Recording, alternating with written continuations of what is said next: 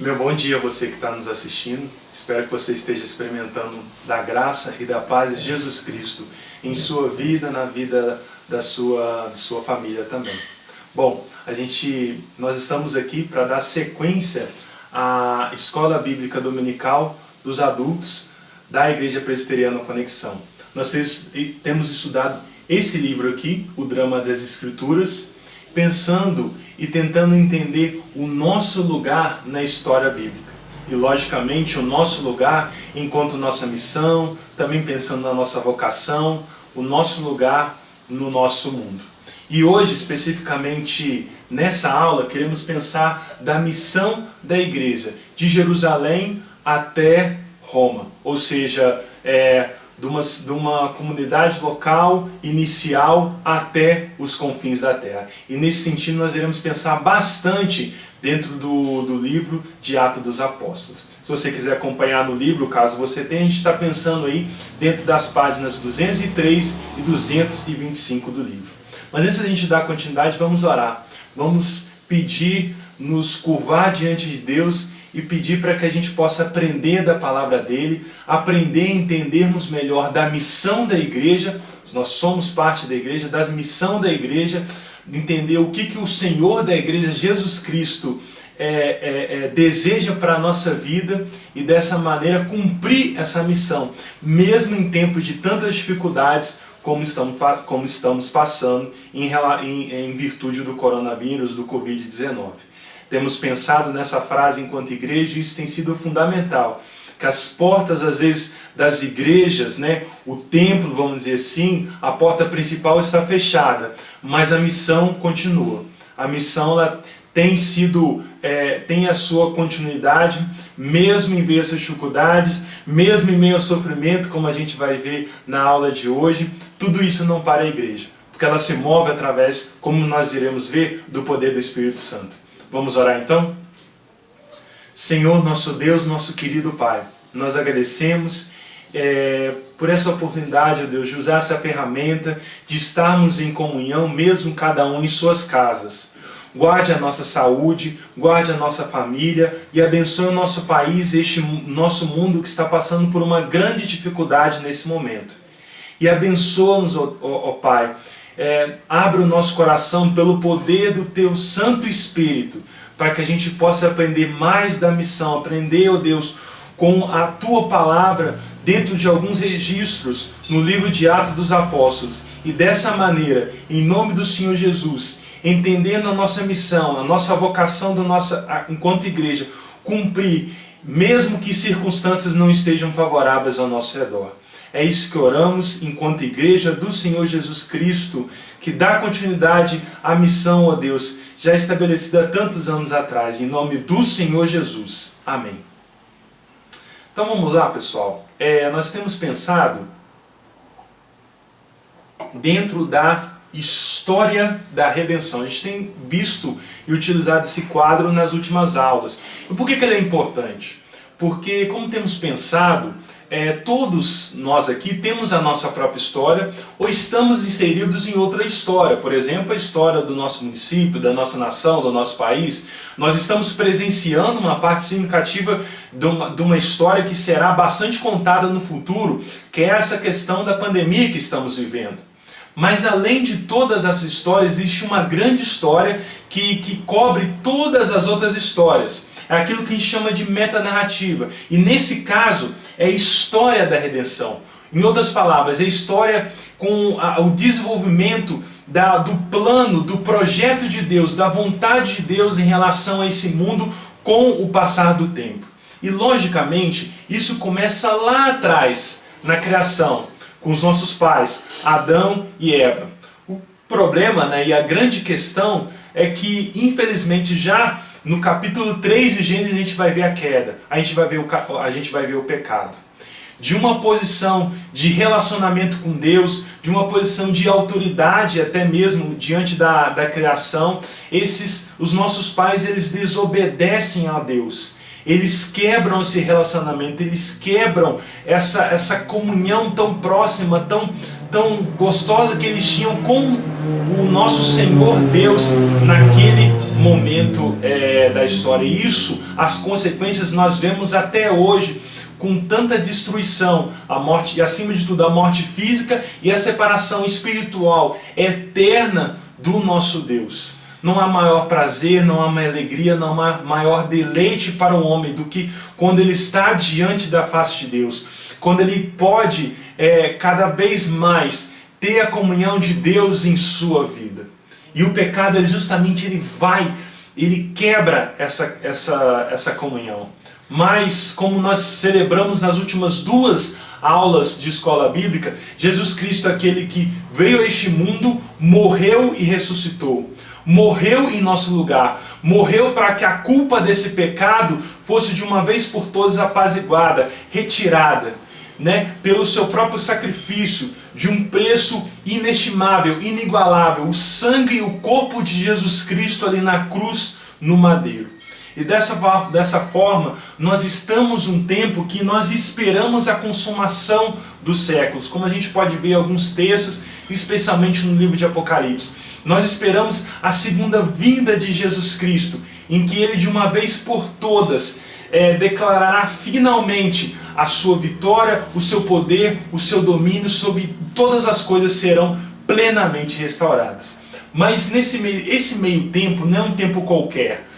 Não é um tempo de simples espera, também de espera, mas de uma simples espera apática, à margem. Não, esse tempo é o tempo da missão da igreja, da missão daqueles que são discípulos de Jesus Cristo, da missão que começa logo quando Jesus ele vai assunto aos céus e a igreja ali em Jerusalém vai desenvolvendo uma série de questões. E é nesse comecinho dessa missão da igreja que nós já estamos no momento histórico também dentro dessa missão da igreja, mas nesse comecinho, no relato bíblico de alguns textos dentro do livro de Atos que queremos pensar nessa aula.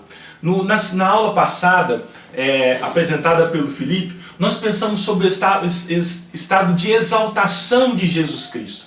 Jesus Cristo é aquele que veio neste mundo por meio e demonstrou claramente, por meio da sua pessoa, da sua obra, da sua mensagem, a boa nova de salvação para todo aquele que nele crê. Mas ele vem numa situação de humilhação, uma situação de autolimitação, não deixando de ser 100% homem, 100% Deus. Mas a partir do momento que ele morre, mas por ser Deus, por ser plenamente Deus, por realmente ser quem ele de fato dizia quem ele era, ele ressuscita ao 3º dia. Por sinal, esse próximo domingo é um domingo que nós celebramos a Páscoa. É o domingo que nós, dentro do nosso calendário, devemos lembrar isso, claro, todos os dias, mas é um domingo especial justamente para nós relembrarmos da vitória de Cristo definitiva sobre a morte e sobre o pecado.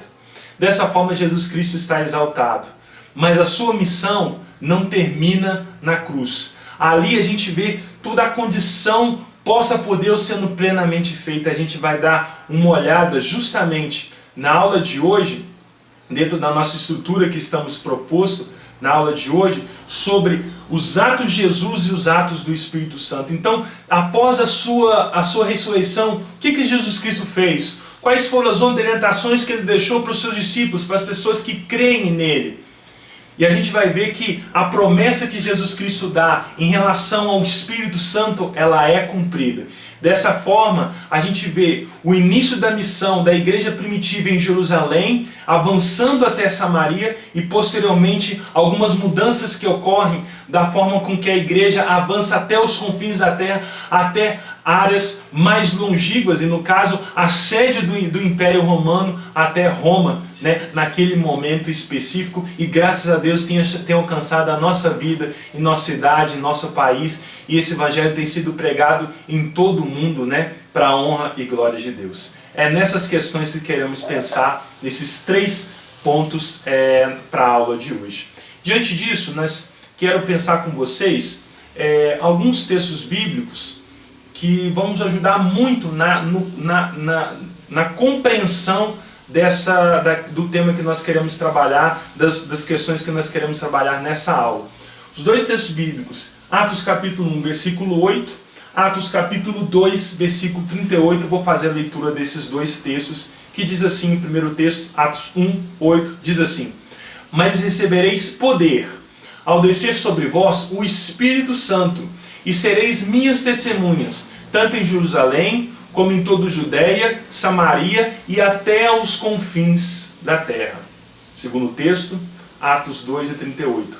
Respondeu-lhes Pedro: Arrependei-vos e cada um de vós seja batizado em nome de Jesus Cristo, para a remissão dos vossos pecados, e recebereis o dom do Espírito Santo.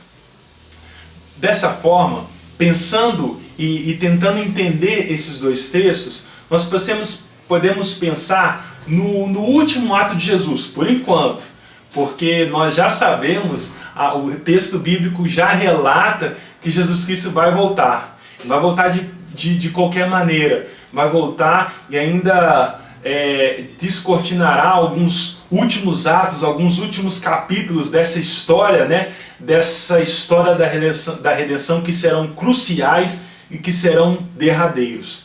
Mas pensando após a ressurreição de Jesus Cristo, na continuação da obra de Jesus, podemos pensar que Jesus, à destra de Deus, ele é levado às alturas, ele está à destra, né, à direita, no caso a minha direita aqui, né, à direita de Deus, reconhecido como Senhor de todas as coisas. É interessante a gente pensar sobre essas questões. Algumas pessoas pensam, né, que o ápice de Jesus será quando se ele se estabelecesse um trono em Jerusalém, né, para reger todo Israel. Mas o trono de Jesus Cristo está muito além disso. Eu falo isso com todo o respeito a quem defende essa linha. Mas o trono de Jesus vai muito além. É um trono celeste, eterno, perfeito, à destra de Deus, na posição, no local de maior honra para todo o cosmos, para tudo aquilo que existe, no plano material, no plano espiritual, se assim podemos dizer. Ele está à destra de Deus, exaltado. Passou por toda a humilhação, mas como falamos alguns slides atrás, agora ele está plenamente e definitivamente exaltado. Ele é o Senhor. O Senhor de fato, o Senhor assim na plenitude do termo. Hoje no nosso tempo também existem muitos senhores, existem governadores, existem presidentes, existem pessoas com um poder que nós devemos inclusive reconhecer e inclusive zelar por essas pessoas em oração. Naquele momento específico da história, né, na igreja primitiva, nós vemos o poder do Império Romano. Existia César. César era o senhor daquele tempo. Mas existia um senhor que não poderia ser comparado com os senhores daquele tempo. Jesus Cristo é o Senhor. Jesus Cristo está à destra de Deus. E Jesus, ele promete em Atos, capítulo 1, versículo 8, nós vemos: Mas recebereis sobre vós o Espírito Santo e sereis minhas testemunhas. Vocês serão aqueles que levarão, não qualquer mensagem, não qualquer historinha, mas essa história que está acima sobre todas as histórias, a verdadeira boa nova, a verdadeira boa notícia, por meio do Espírito Santo, por meio do próprio Deus, dentro da igreja, no seio da igreja e em cada um dos cristãos. Né? Jesus Cristo estava, vamos dizer assim, indo embora por um momento. Fisicamente nós não vemos Jesus Cristo, mas com os olhos da fé, se assim podemos dizer, espiritualmente nós podemos ter certeza da presença do Espírito Santo em nós, essa dada por Deus, essa enviada por Jesus Cristo, o Filho de Deus. Então, dessa forma, a missão do Cristo exaltado, ela continua por meio do Espírito Santo, por meio do seu Santo Espírito, chamando a igreja para a salvação e chamando a igreja também para levar essa salvação para todos os povos, desde Jerusalém até os confins da terra. Jesus é aquele então, como pensamos, que promete o Espírito Santo. E quando nós chegamos em Atos capítulo 2, nós veremos a descida desse Espírito Santo sobre os apóstolos, sobre, por exemplo, a vida de Pedro. E dessa forma, ele ali, diante de diversas pessoas, numa festa em Israel, ele fala poderosamente a palavra de Deus. Chama aquelas pessoas, retomando a mensagem do Antigo Testamento, chama aquelas pessoas, como o texto que nós lemos no finalzinho do capítulo 2 de Atos, chama aquelas pessoas ao arrependimento de pecados. Mostra que aquelas pessoas diante de Deus são pecadoras, mas que justamente há poucos momentos atrás, há poucos dias atrás, o fato mais importante da história tinha acontecido. E é um fato que talvez algumas pessoas tenham presenciado: a morte e a ressurreição de Jesus Cristo ali na cruz. E daquela pregação tão poderosa, cheia do Espírito Santo, várias pessoas são convertidas, várias pessoas professam a sua fé em Jesus Cristo. E ali a gente tem a formação, vamos dizer assim, daquela comunidade inicial, primitiva em Jerusalém. E essa comunidade é muito especial para nós, porque ela detém marcas, segundo o registro bíblico de Atos capítulo 2, do 42 ao 47, que precisam ser vividas independente do tempo. Naquele tempo, há 1000 anos atrás, há 50 anos atrás, hoje, se a igreja continuar para mais 1000 anos, são marcas que a gente precisa pensar com muito carinho. É claro, a cada tempo, né, a gente de uma maneira contextualizada, mas essas marcas a gente não pode perder, biblicamente contextualizada, melhor dizendo. Primeira marca é a marca da dedicação. A gente observa no capítulo 40, no versículo 42 desse capítulo 2, que era uma igreja, era uma comunidade dedicada ao ensino dos apóstolos, à comunhão, ao partir do pão e às orações. Eram pessoas assim que se entregavam de tal maneira toda a sua vida, sem reter nada, inclusive com seus próprios bens, com doações, com tantas outras coisas. Vidas dedicadas à causa de Cristo, a de fato seguirem a Cristo. E dessa maneira, do 43 ao 47, a gente vê que a vida de Cristo era manifesta. De fato, essas pessoas eram discípulas de Jesus Cristo, porque elas estavam vivendo à luz, a imitação de Cristo, né, nas suas vidas, e isso evidenciando para a igreja ali, para a comunidade primitiva. E dessa maneira se tornava uma comunidade cada vez mais atraente para o próprio povo. O próprio povo reconhecia que aquelas pessoas eram sim diferentes, no sentido assim que não compactuavam com determinadas ações, com o pecado vigente naquele momento. Mas ao mesmo tempo era uma comunidade atraente, pessoas agradáveis, pessoas que tinham amor umas pelas outras, uma comunidade assim que dava vontade de fazer parte, mesmo uma pessoa de fora dava vontade de fazer parte, porque era uma comunidade que as pessoas viam um amor ali, um amor de Deus, um amor de Cristo Jesus sendo explanado ali dentro. Isso, claro, uma comunidade que pregava, que falava, que vivia a mensagem de Jesus Cristo para aquele contexto de Jerusalém. Isso se torna com certeza paradigmas ou exemplos ideais, mas ideais concretos para a nossa igreja, para a minha vida, para a sua vida, para a igreja de Cristo neste mundo. Dedicação, a imitação, o discipulado de Jesus Cristo, o ensino e pessoas que são atraentes, pessoas que amam umas às outras, inclusive nesse tempo que nós estamos separados, né, devido à pandemia que nós estamos passando. E não somente isso, a gente vê que o Espírito Santo atuando por meio dessa igreja de Jerusalém, acontece algumas coisas. A primeira delas que a gente pode destacar é o sofrimento. A mensagem de Jesus Cristo ela é levada. Isso incomoda autoridades religiosas, políticas, do domínio vigente naquele momento. Mas como podemos pensar, essa é uma frase clássica, né, dentro do cristianismo, parafraseando, né, ou colocando em outros termos, esse sofrimento é a semente para o crescimento da igreja.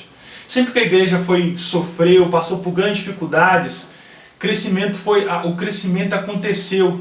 E a gente espera, né, em nome de Jesus, inclusive, que essa dificuldade que nós estamos passando só fortaleça ainda mais a nossa igreja local e a igreja em Cristo Jesus no mundo. Sem sombra, pedimos a Deus isso. Em relação a pedidos, né, era uma igreja que continuava sempre em oração e união. Né? Da multidão dos que creram, era só um coração, como diz lá em Atos capítulo 4. Isso é maravilhoso. Pessoas diferentes, pessoas que pensavam de maneira diferente no primeiro momento, mas que estavam juntas, unidas, que vendiam suas posses, uma comunidade realmente de fé, que manifestava a vida de Jesus Cristo. E essa igreja, ao passo, ela vai se organizando com a ação do Espírito Santo. Tudo isso com a ação do Espírito Santo, se organizando das suas lideranças, das pessoas que compunham essa igreja. E no caso em apóstolos, os líderes, os presbíteros, um outro termo, e também os diáconos. É muito importante porque muitas vezes nós organizamos a nossa casa, temos organização no nosso emprego, na nossa família, e a igreja também precisa ser organizada com as bases bíblicas, claro, com as bases bíblicas, e utilizando as melhores ferramentas e da responsabilidade humana bem aplicada. O que a gente percebe, né, nesse primeiro momento é que a perseguição em Jerusalém, ela faz com que os cristãos ali boa parte sejam dispersos pela região ao redor, no caso na Judéia e Samaria. E eles não vão para essas regiões assim, só ficam escondidos. Não, eles vão levando justamente a mensagem de Jesus Cristo em seus corações, em sua vida, como acontece, por exemplo, com Filipe e tantos cristãos que não são mencionados, mas que a gente pode perceber pelo registro bíblico que a mensagem vai por meio dessas pessoas. Então nós podemos observar que mesmo com essas dificuldades, mesmo com o sofrimento, o Evangelho de Jesus Cristo é levado, é pregado, é anunciado, não só em Jerusalém, mas a igreja passa a ser desenvolvida por meio de discípulos cristãos em outras cidades que estão ao redor de Jerusalém ali.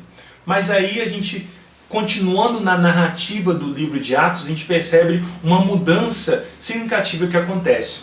Quando a gente vai ler 3 textinhos rápidos aqui, primeiro em Atos capítulo 10, versículo 34. Atos 10, versículo 34, que diz assim: Então falou Pedro dizendo, reconheço por verdade que Deus não faz acepção de pessoas. Mesmo capítulo, só que no versículo 44 e 45 vai nos dizer assim: Ainda Pedro falava essas coisas, quando caiu o Espírito Santo sobre todos os que ouviam a palavra. Os fiéis que eram da circuncisão, que vieram com Pedro, admiraram-se, porque também sobre os gentios foi derramado o dom do Espírito Santo. E um último texto aqui para a gente dar uma olhada, também pequenininho, em Atos capítulo 13, do versículo 1 ao versículo 4. Então, Atos 13, do 1 ao 4, assim nos é colocado. Havia na igreja de Antioquia profetas e mestres: Barnabé, Simeão por sobrenome Níger, Lúcio de Cirene, Manaém Colácio de Herodes, o tetrarca, e Saulo. E servindo eles ao Senhor e jejuando, disse o Espírito Santo: Separai-me agora Barnabé e Saulo para a obra a que os tenho chamado. Então, jejuando, orando, impondo sobre eles as mãos, os expediram.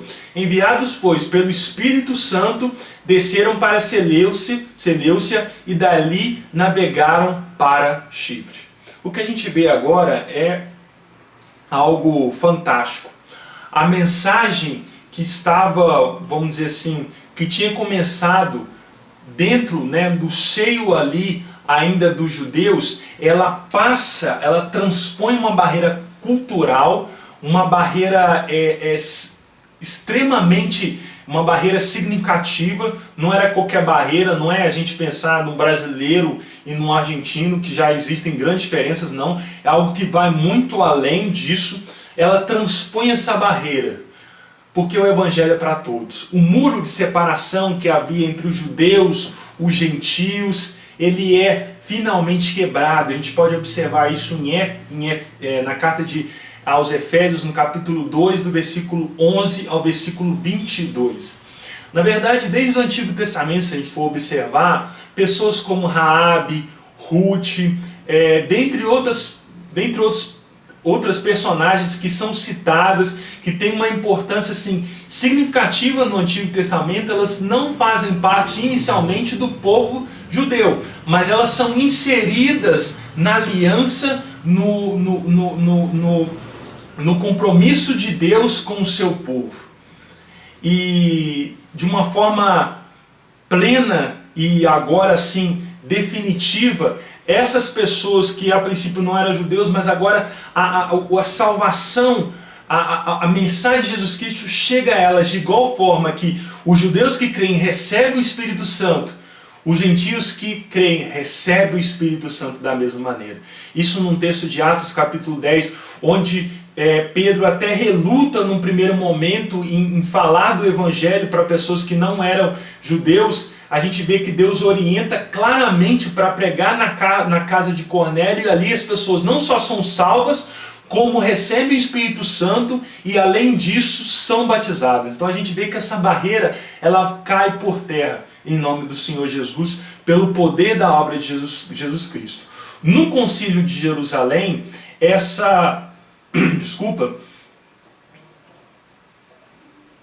existia uma discussão se esses cristãos gentios que não faziam parte do povo inicialmente judeu, eles precisariam ser circuncidados. Aquela marca inicial, né, que o povo judeu, especificamente os homens, recebiam. Mas não, eles chegam à conclusão, orientados pelo Espírito Santo, que as pessoas ali, os gentios, eles seriam batizados, logicamente, e que eles não teriam que cumprir essas obrigações que a gente vê no Antigo Testamento em relação ao povo judeu. E aí a gente vê o levantar da figura de Paulo, de um ex-perseguidor, de uma pessoa que perseguia a igreja, que consentiu inclusive na morte do diácono Estevão, para ser um instrumento nas mãos de Deus a partir do capítulo 9 de Atos. E um exemplo que a gente pode observar, um exemplo que também se torna um paradigma para nós, né, algo que a gente deve olhar, deve pensar, refletir sobre isso para a nossa igreja, é a igreja de Antioquia, uma igreja plural, no sentido que existiam pessoas, como o próprio texto diz, né, de vários locais, de cidades diferentes, de culturas diferentes, e ali ela, uma igreja fiel, cheia do Espírito Santo, que servia a sua localidade e que dessa forma o próprio Espírito Santo os orienta a separar duas pessoas, Paulo e Barnabé, e dessa forma esses são orientados pelo Espírito Santo a avançar com a mensagem do Evangelho de Jesus Cristo para outras partes ali, né, daquele momento do Império Romano. O que é bacana observar nessa igreja, que precisa acontecer na nossa igreja também, no reino de Deus, na igreja de Cristo Jesus, no tempo presente, é fidelidade a Deus. É uma igreja que ora, que é cheia do Espírito Santo, que tem compromisso com a sua realidade local, mas que direcionados pelo Espírito Santo também tem um compromisso com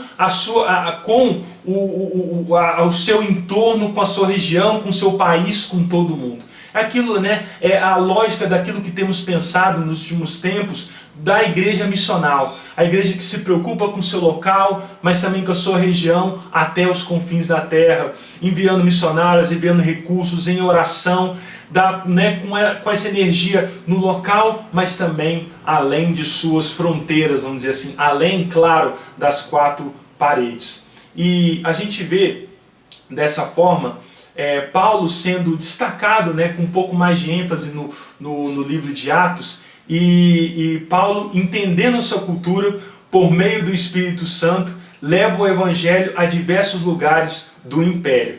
E dessa forma, a gente pode observar algumas marcas do ministério de Paulo. Primeiro, ministério cooperativo. ele tinha algumas pessoas que estavam ao seu redor, claro, tudo isso trabalhando com uma igreja que dava o suporte, com pessoas que davam suporte. Uma pessoa que ajudou muito ele, justamente foi o escritor do livro de Atos, que foi Lucas, a gente observa isso.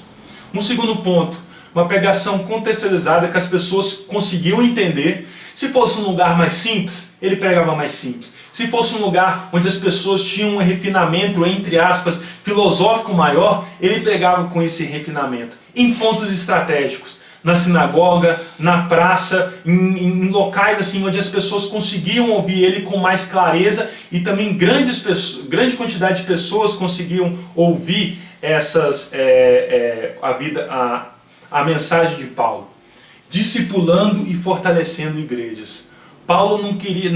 Paulo é claro que queria avançar, mas a questão dele não era quantidade sem qualidade, não, mas era com calma. A gente vê no capítulo 20 de Atos, Paulo gastando um bom tempo ali, discipulando a igreja em Efésios, fortalecendo dessa maneira cristãos e a igreja. Tudo isso, claro, na clara e perfeita dependência do Espírito Santo, sendo guiado, sendo fortalecido, inclusive, porque a gente tem que ser claro, né? Tudo isso não foi um mar de rosas. Paulo, ele foi perseguido, ele foi preso, ele foi açoitado, ele passou por tantas dificuldades, né?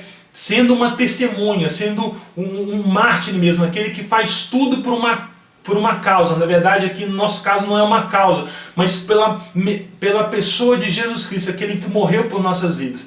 Isso não é nenhum sacrifício nosso, o verdadeiro sacrifício já foi feito na cruz. Não é mérito nosso, mas é graça e amor que temos, demonstração de amor pelo nosso Senhor e Salvador Jesus Cristo, de levar essa mensagem até as outras pessoas. Esses pontos aqui também devem ser pensados para a nossa vida. São extremamente importantes para nós pensarmos o que nós temos feito, se é conforme a vontade de Deus, se é conforme aquilo que Deus orienta para nossas vidas. Posto isto e encaminhando para o final dessa aula, queria concluir pensando que a gente sim destaca a vida de Paulo, a vida de Pedro, a gente aprende muito com a vida de como o Espírito Santo atuou nessas figuras específicas, na vida dos apóstolos, dos líderes, dos diáconos. Mas o próprio livro que a gente tem pensado, né, dentro da estrutura dessa aula, nos vai direcionar que a grande missão no cristianismo era, na verdade, e continua sendo até hoje, realizada por meio de missionários informais. Então, às vezes a gente pensa no foco da figura do pastor, do presbítero, do diácono, de alguns líderes, mas todos nós, de diferentes formas, de diferentes vocações, temos pensado isso nos últimos domingos, dentro da igreja, das pregações, diferentes formas, mas com o mesmo chamado de levar a mensagem de Jesus Cristo ao nosso redor. Nós somos igualmente responsáveis, igualmente comissionados, e temos em nós igualmente o mesmo Espírito Santo, com o mesmo poder. Cada um de nós, enquanto igreja hoje, de Jesus Cristo neste mundo, o mesmo poder que operava também na realidade lá em Jerusalém, em Antioquia, até Roma, naquele momento específico da igreja. Então a igreja avançou por todas aquelas dificuldades, avançou pela sequência dos séculos com muita luta e com muita dor, com muito sofrimento, inclusive com muito sangue derramado. Sempre no poder do Espírito Santo. Porque se não fosse isso, essa presença de Deus conosco, o que seria de nós? Nós não temos essa força, nós não temos esse poder. E convido você e a mim também a pensar de qual forma a sua vida e a minha vida faz parte da expansão da história da redenção, da concretização da história da redenção, da expansão da Igreja de Jesus Cristo neste mundo. Cada um aqui tem a sua vida, o seu propósito, o seu chamado. E a gente tem esse chamado maior que nos une enquanto igreja para fazermos isso. Que não possamos ser dispersos por tantas coisas, inclusive nos levar pelas dificuldades, pelas circunstâncias neste momento.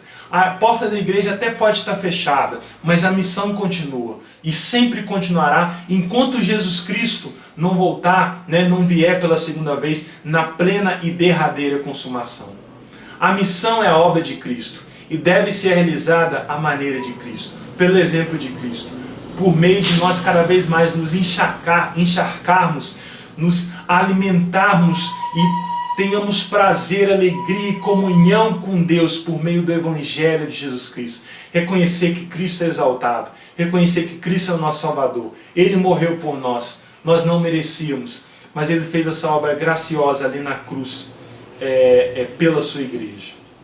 Na semana que vem, iremos pensar na missão da igreja e as cartas de Paulo. É bem bacana porque, como Paulo, na missão, não no seu gabinete, no seu escritório, não. Ele conversando com as pessoas, vendo as demandas da igreja, vendo os problemas da igreja, ele vai escrever suas cartas e vai deixar essa doutrina, claro, exposta e iluminada pelo Espírito Santo para a vida da igreja naquele momento e para a nossa vida. Queria concluir com uma oração, pedir a Deus que nos abençoasse com o entendimento da palavra dele, da missão da igreja em nossas vidas. Senhor Jesus Cristo, nós agradecemos, louvamos o teu nome, ó Senhor Jesus Cristo.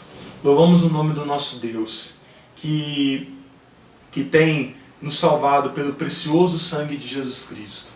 Senhor, que a conexão, a Igreja Presbiteriana Conexão, a Igreja, ó Deus, de Cristo neste mundo possa, ó Deus, com o mesmo afinco, na dependência do Espírito Santo, levar a tua mensagem a ser conhecida, inclusive no tempo de tanta dificuldade, de tanta luta que nós temos passado. Isso é o que te pedimos, usando cada missão, cada vocação, cada pessoa que igualmente é responsável por isso, da melhor maneira possível, em nome do Senhor Jesus Cristo. Amém. Só para reforçar, não existem missionários informais. Todos nós, como temos pensado na nossa igreja, todos nós somos igualmente missionários. Se você está na sua família, no seu trabalho, eu aqui, pessoas ao outro redor do mundo, em tribos indígenas, todos nós somos missionários. Todos nós devemos levar a mensagem de Jesus Cristo a ser conhecida para que pessoas possam ser salvas. Eu agradeço a sua atenção, esse momento que você assistiu a essa escola. Que Deus abençoe a sua vida, a sua semana, em nome do Senhor Jesus Cristo.